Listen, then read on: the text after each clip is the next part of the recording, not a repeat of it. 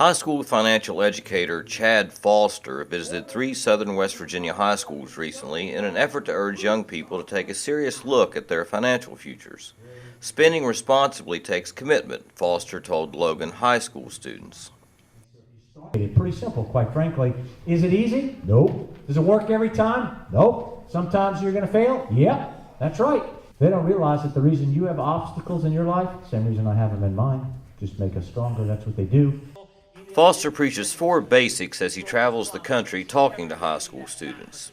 Taking care of money consists of how one is going to make money, manage money, multiply money, and protect money. He gave Treasurer Perdue credit for sponsoring his visits, including one to the Treasurer's alma mater, Scott High in Madison. Because that's not taught in most schools. That's not part of the education that you get in most schools, but he thinks it's important, and I do too, that we prepare you in that area so that when you get out there, you know what you need to do to be successful. Treasurer Perdue has always been a strong proponent of financial education. And I hope many of you are going to continue your education, and you're going to make real money. Your money, for once in your life. It's going to be your money. Mom and Dad's not going to be bailing you out all the time. So you need to learn how to manage that money, how to spend that money, how to invest that money, and how to save that money. Foster is as entertaining as he is informative, as he joshed with both Logan and Chapmanville students. You could marry money. Anybody have that in mind? You do? Good luck. I think one of the most important things about our visits to the schools in West Virginia are that these students understand that in addition to their fine education, they're going to need some preparation, particularly in the area of financial literacy. And that's why it's such a positive thing that Treasurer Perdue's taken the time to put this tour together and make sure these students come out of these schools not just educated, but also prepared in the area of financial literacy. Saving and giving are also important parts of Foster's agenda.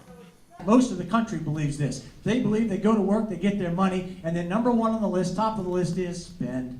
Spend money, and if there's anything left, which there usually is not, they might save, but there's rarely anything left to save. And if there was, after they saved, some people actually give away some money. Well, here's the problem. If that's your list and in that order, there's rarely anything down at the bottom for the 2 most important parts of the list, which are saving and giving some money away. I suggest you take the list, flip it, just flip it. Start out with giving some money away, which is hard to understand when you're in high school. It was hard for me as well, but I know something for sure now. That is, if you're not giving money away today, you won't be giving money away later when it's really, really important.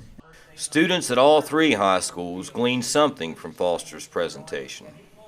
What hit home with me is my mother was a teenage parent, and she had me when she graduated high school, and she went off, still went to college, and she became successful. She's now a vice president here at our local Chase Bank, and she manages money real well. She takes care of me and my older brother. Where I grew up in a small town, you don't think that you can do much, but you really can. And it gives me more motivation to do my dream. Though the mood is often festive at a Foster presentation, his advice is ultimately serious, as illustrated by his counsel on credit cards.